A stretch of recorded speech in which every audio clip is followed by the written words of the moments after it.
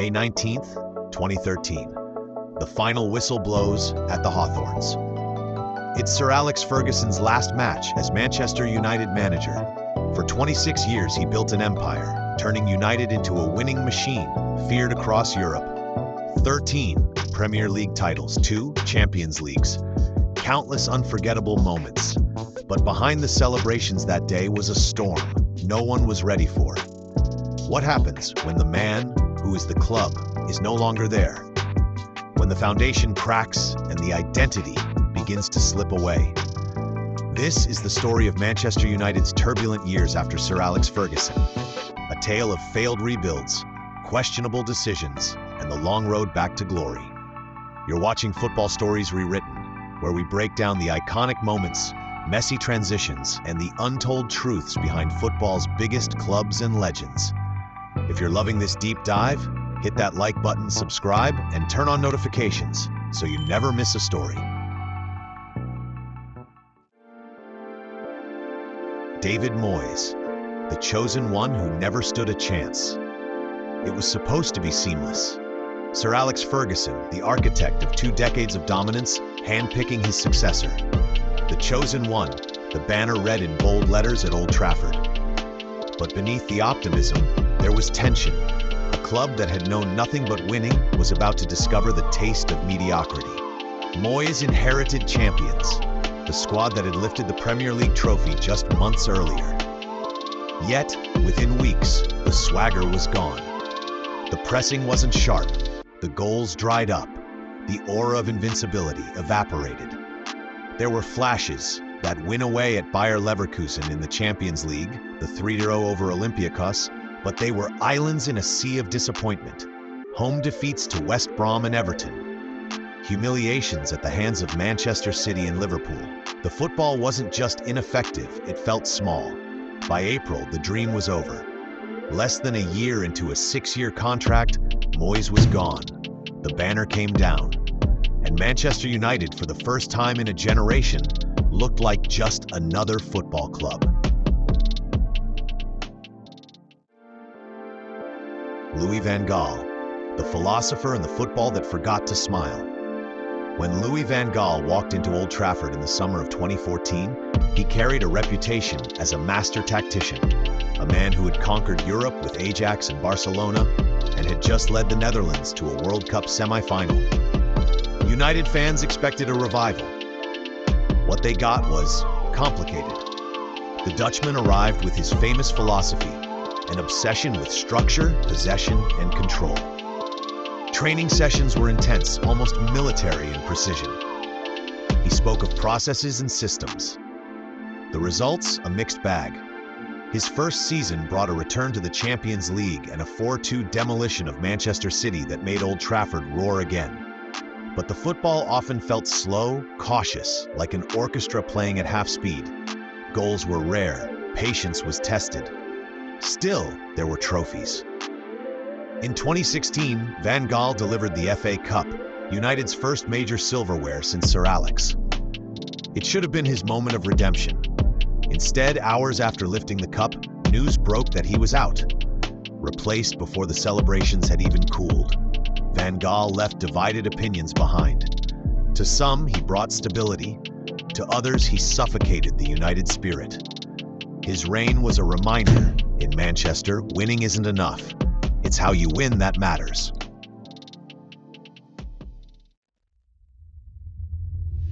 José Mourinho, the special one meets the theater of dreams. When José Mourinho arrived in 2016, Manchester United fans felt something they hadn't in years: swagger. Here was the special one, conqueror of leagues, master of mind games, and serial winner. If Van Gaal was the philosopher, Mourinho was the warrior. He wasted no time. Zlatan Ibrahimovic, Paul Pogba, Henrik Mkhitaryan, statement signings that screamed ambition. The football was pragmatic, sometimes cagey, but the silverware came quickly. His first season brought the League Cup and the Europa League, a European trophy United had never won before. Mourinho declared it a treble when you counted the Community Shield. United were back in the Champions League, and it felt like the glory days might return. But behind the scenes, tensions brewed. His public criticisms of players, from Luke Shaw to Paul Pogba, created fractures in the dressing room. The football, especially against weaker teams, often felt cautious, a stark contrast to Ferguson's fearless United. Still, in 2017-18, he delivered a second-place finish, United's best league position since Sir Alex retired. Mourinho called it one of his greatest achievements, pointing to the gap between his squad and City's. Many didn't agree. By December 2018, results had soured, relationships had broken down, and the swagger had turned into sulking. United sacked Mourinho after a dismal loss to Liverpool. His legacy? Trophies, yes, more than any manager post-Ferguson. But also a reminder that in Manchester, winning ugly can only take you so far.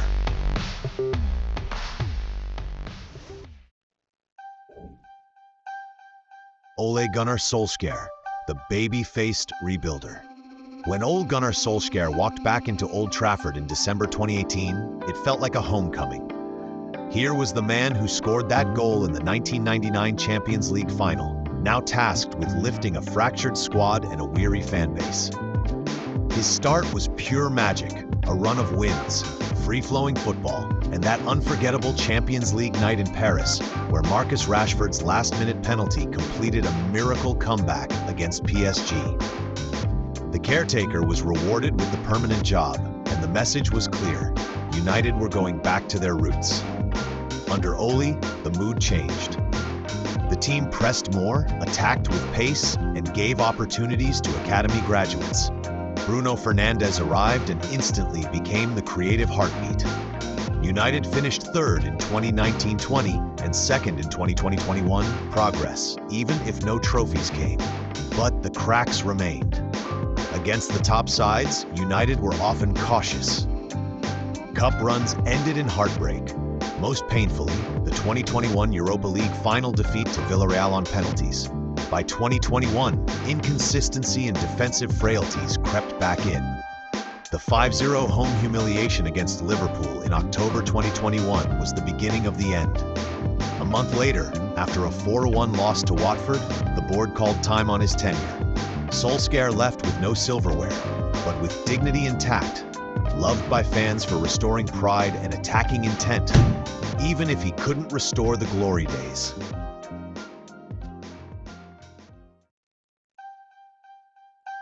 Erik Ten Hag, the disciplinarian with a vision. When Erik Ten Hag arrived from Ajax in the summer of 2022, he came with a reputation for discipline, tactical precision, and a no-nonsense approach. His appointment felt like a bold attempt to restore order to a fractured Manchester United dressing room.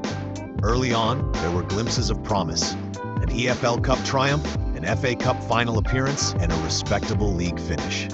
But Ten Hag's reign was as much about battles off the pitch as it was about results on it. From enforcing strict dress codes to publicly disciplining star players, he made it clear that egos would no longer dictate the direction of the team. Yet, the tactical consistency that had defined his Ajax days proved harder to replicate in England. Injuries, inconsistent form, and the unrelenting pressure of the Premier League exposed cracks in the system. United oscillated between moments of fluid, high-press football and frustrating, disjointed performances. The 2023-24 season was pivotal. The boardroom turmoil and ownership uncertainty weighed heavily on the squad. Though Ten Hag stood firm in his philosophy, his tenure ultimately became a story of promise left partially unfulfilled. By the summer of 2024, change was in the air again.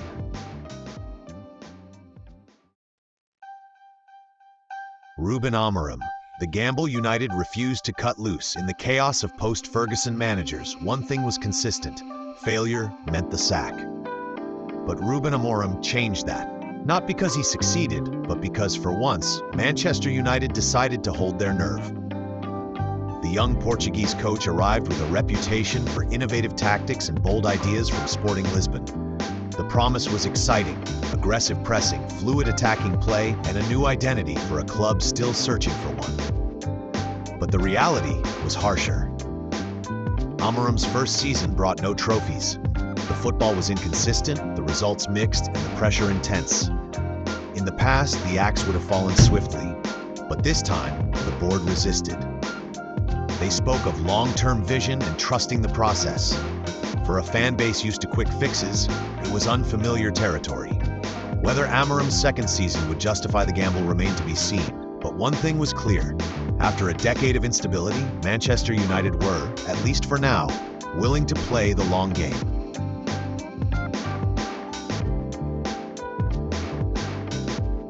The INEOS era, letting go of the ghosts.